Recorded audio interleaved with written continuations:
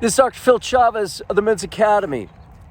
Brothers, every man wants to make a vital contribution with his gifts and abilities. Isn't that right?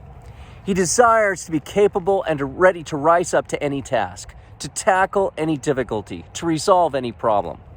A man wants to supply the solution. Actually, every man, I think, wants to be the solution.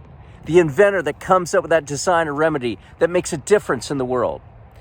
Every man aspires, as John Eldredge says, to have what it takes.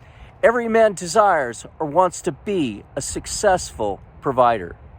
As St. Paul says in Ephesians, for we are his workmanship, created in Christ Jesus for good works, which God prepared beforehand that we should walk in them. Brothers, the provider is another one of those traits that's so visible in the young boy. He wants to use his hands to build, to create, to construct, and of course also to demolish, right? He sees his father working on an engine, toiling in the yard, laboring in the garage. Without permission, the young boy picks up the wrench, empties the grass catcher, reaches for the broom. Every kid longs to participate in what his dad is doing. And the perceptive father, well, he makes room for his son to contribute. As young males grow, it's needful for mentors to invite them into mature endeavors, into a man's world. Adolescents need focused training to learn the skills requisite to become a man.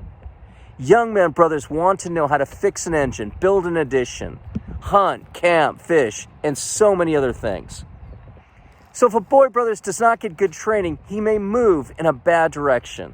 And so it's vital to foster a young man's desire to create and to build. Unless becoming constructive, he may become destructive. Brothers, if you do not let him in the warehouse to operate those hydraulic machines, he will want to go into that same facility and wreck them. In the present age, there's so many electronic gadgets and video games barraging boys and dulling their wits as well as marring their creativity. So we adult men need to be resourceful to provide opportunities for practical skills.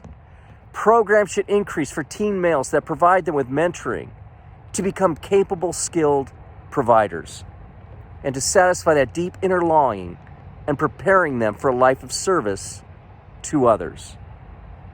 As the Apostle Paul also writes, let each of you look not only to his own interests, but also to the interests of others.